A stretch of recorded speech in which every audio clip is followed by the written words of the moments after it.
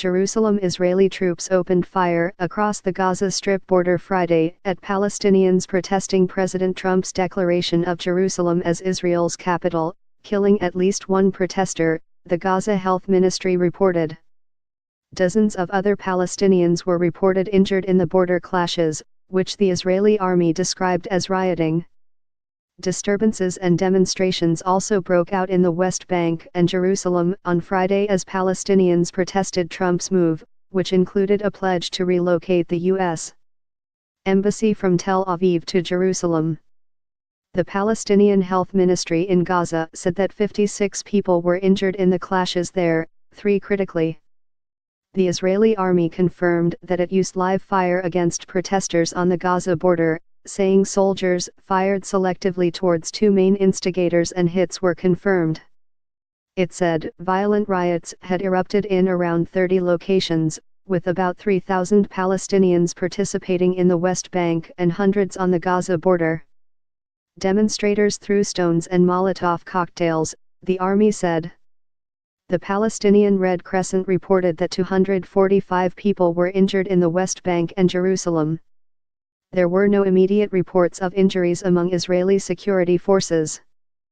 The Islamist movement Hamas in Gaza had urged its followers to ignite a third intifada, or uprising, against Israel after Trump made his announcement Wednesday. Palestinian factions in the West Bank called for 3 days of rage, and the Palestinian Authority ordered a general strike, shuttering all its public institutions.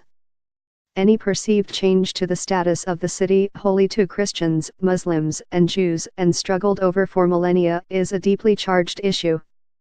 For Trump, Jerusalem is an extension of a global culture war. Demonstrators across the region also protested the U.S.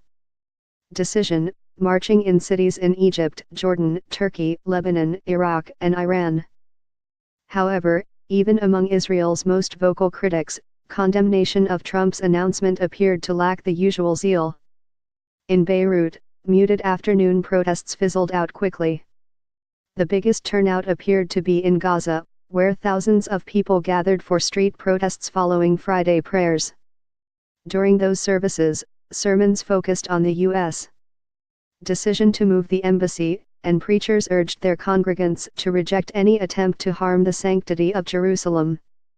The Qassam Brigades, the military wing of Hamas, staged military parades in which masked men wearing military uniforms carried rifles and shells. The participants chanted slogans against the U.S.